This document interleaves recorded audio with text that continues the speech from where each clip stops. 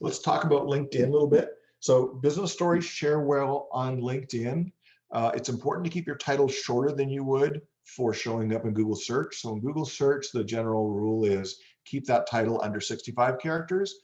LinkedIn is truncating those titles a little bit differently. Keep those titles closer to 40 to 50 characters.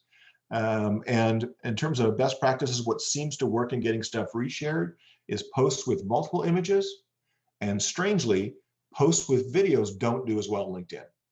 Don't know why this is, but that's the data. So if you're sharing stuff on LinkedIn, images are great, but don't share the video there as well. So take your article, take the snippet of the text at the beginning, take some of the images. If your article had a video in it, don't also post that to LinkedIn. Post a link back to the article where somebody could come watch the video on LinkedIn, and that'll work better. Hey, Michael, got a question here Sure. for you. Just more about video earlier, and you keep bringing up video with the social networks, but in terms of putting it on your actual website, is it the same or different to if they were to use an embedded link from YouTube versus uploading the video to the CMS itself? Is there a difference in Google's eyes? Yeah, and there's two things to think about when it comes to embedded video. So either way, Google's going to say, hey, this page has a video. They're going to recognize that. You're going to get some brownie points for having a video. There's something called schema.org video object markup, which is hidden markup in the page. It basically tells Google, okay, this video that's in the page, the title of the video is forest fire on Highway 97, whatever happens to be. The description is whatever the description is. The length of it is. The data was published. All this kind of data, and it allows Google to see, okay, yeah, you get your brownie points for having a video on the page, but gee, from the title, we know exactly what the video is about, and it's about the forest fire on Highway 97. So that makes this page a much better page about the topic forest fire on Highway 97, because we know the video is about that. It's not just a video about something. So that schema markup is kind of the bonus points beyond just having the video. If you embed from YouTube, you don't get the schema markup. You'd have to create that markup manually. And if you do a Google search for YouTube schema generator, video schema generator, you'll find tools you can use to create that for yourself. So that's YouTube. A couple other popular hosting platforms would be Wistia and Vimeo. Wistia generates that markup for you automatically, which is kind of cool. Wistia is not cheap, which is the downside, but it does do a lot of that work for you.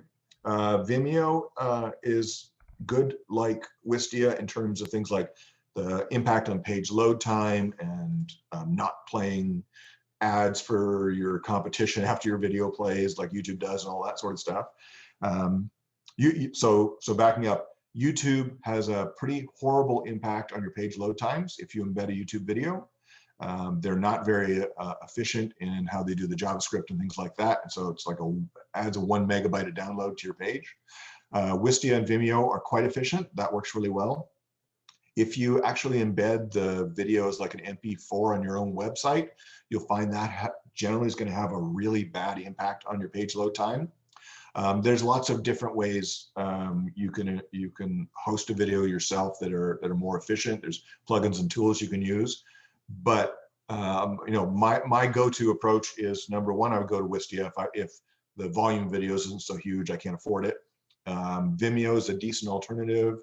You can use a schema generator to come up with that schema to go with it to tell Google what it's about. And YouTube is kind of the third choice. If your volume of video is so big that it's prohibitive to pay the fees to run Wistia or Vimeo, then okay, fine, use YouTube. You're gonna take a hit on page load times, and you're gonna have to manually generate that schema to tell Google what that video is about. Does that answer your question? That is very helpful. I appreciate that. And actually, we got one more coming in, sort of related to this. So they're asking, this publisher actually just started running these audio articles on their website. This is a feature we offer where we transcribe the text into audio so you can listen to the story. Awesome. Yeah, it puts the audio player right on the page, so it would not be embedded from a third party. Does audio have the same positive effect on video as video on SEO? Yeah, because Google recognizes that that's a kind of rich content that makes that page a better experience for at least some of the audience, I whether see. that audience is 30% of the people or 60% or whatever it is. There's plenty of people out there that would rather listen to it than watch it. Maybe Right. they're commuting in their car, they're driving their car, they're on the train going to work or whatever it happens to be.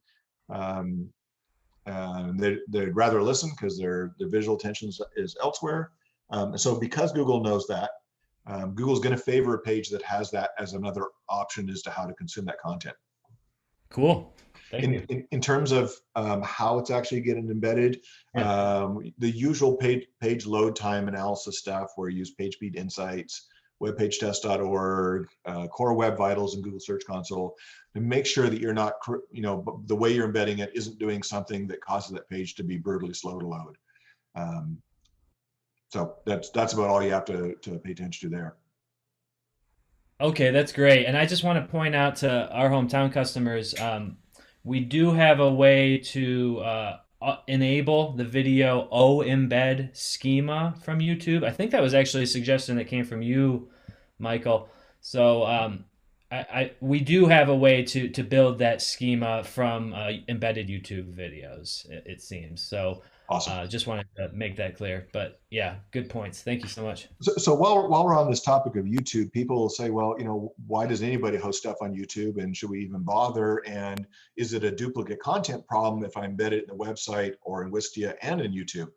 So first off, YouTube is a pretty popular search engine. People go there to look for stuff, and news stories would be a classic example. Um, People don't go to YouTube to look to buy an iPad cover, but they might go to YouTube to look for a story on the election or what the mayor said or the forest fire in Highway 97 or whatever. And so because it's a search engine, people are going to go there to search, you need to be there. So your reporter shoots some video, upload it to YouTube and put it on your YouTube channel and embed it in your site. If you embed it in your site with YouTube embed, fine. If you upload it to Wistia embed it, fine. It's not going to matter that it's in several places. Duplicate content is an issue if in two cases. One is if Google thinks you have 10 different pages on your site that are all really the same page, then they think, well, that's low quality. You're just recopying the same stuff. Or if a piece of content Google has seen on 100 other websites, like a syndicated story from a national news organization, you're not getting your brownie points for that. It's okay to have some of that, but if if 40% of your site is syndicated content from elsewhere, Google's not going to look very favorably on that. Now, so let's say you have a video that you shot, your reporter shot, it's on YouTube and it's on Wistia or Vimeo, or it's embedded directly in your site. That's only two places. That's some pretty original, fresh content. Google's not going to look at that negatively. So don't worry about having it two places. And besides all that, I still don't believe at this point Google can spot duplicate videos like they can duplicate images. All right, I'll get off my video soapbox and I'll move on. Let's talk about Instagram. Instagram is a challenge for SEO folks because it's really, really tough to get links from Instagram back to your site. And even when you do get those links, it's very hard to get people to click on them. In general, you can't get links there. There is an exception if you have something like 10,000 followers and you're a verified Instagram publisher, you can add links to product pages, but that only applies to e-commerce sites that are big selling products. For the rest of us out there, Instagram is not an opportunity to get links to impact SEO. It's just another channel for brand awareness. Lastly, Google+, well, that died a couple of years ago. And in fact, if you have a Google+ link in your footer or something like that, you ought to take that out because that link now is broken. If somebody clicks it, your old Google+ page doesn't exist. They'll get a really ugly Google page that says that everything's been shut down. So get rid of your Google+ link if you have one.